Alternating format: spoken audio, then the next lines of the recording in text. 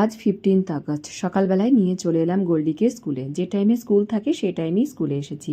স্কুলে আসার পরে বিশেষ অতিথি মহারাজ আর আন্টিদের সহযোগে পতাকা উত্তোলন হলো। তারপরে তো শুরু হলো প্যারেড আর বাচ্চাদের নানান রকম সব অনুষ্ঠান।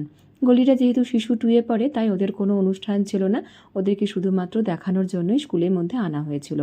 প্রাক প্রাথমিক থেকে শুরু করে ক্লাস 4 পর্যন্ত সমস্ত বাচ্চাদেরই নানান রকম অনুষ্ঠান ছিল।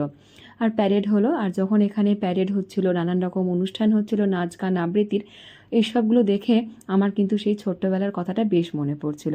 কেননা এর আগের বহু ভিডিওতেই আমি বলেছি যে আমি কিন্তু এই স্কুলেই পড়তাম ছোট্টবেলায়। তাই সেই দিনটা বেশি করে মনে পড়ছে, কেননা 26শে জানুয়ারি বা 15th আগস্টেও কিন্তু মাঝে মধ্যে কোনো একবার আমি কিন্তু প্যারেডও করেছি, আবার কোনো কোনো সময় নাচ গান আবৃত্তি নানান রকম অনুষ্ঠানও করেছি। তাই এই সব দিনগুলো দেখলে তখন যেন সত্যি আজকে সেই সময়টা চোখের সামনে যেন আমার ছোটোবেলাটা একদম যেন ভেসে উঠছিল। খুব মিস করছিলাম সেই ছোট্টবেলাটা। তারপরে তো প্রোগ্রাম হওয়ার পরেই বাড়ি ফিরে এলাম।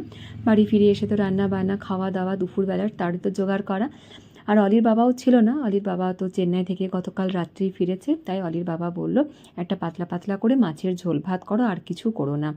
জার্নি করে আসার পরে কিন্তু দেখো পাতলা পাতলা মাছের ঝোল ভাতটাই বেশি ভালো লাগে। যখন সবজি কাটতে গেলাম দেখলাম ঘি করলাগুলো যেন একটু রং ধরে যাচ্ছে, মানে হলুদ হয়ে যাচ্ছিল। তাই সেগুলোকে পাতলা পাতলা করে কাটলাম, আলু কাটলাম পাতলা পাতলা করে। তারপরে তেলের মধ্যে কালো জিরে ফোড়ন দিয়ে এদিকে ঘি করলা আলু সবগুলোকে ভালো করে ভেজে নিলাম। আর একটু তিল বেটে নিলাম, দিয়ে কিন্তু তিল বাটা দিয়ে ঘি করলাটা করলাম। আমি দেখলাম নানান রকম সবজিও কিন্তু তিল বাটা দিয়ে করলে খেতে ভালো হয়।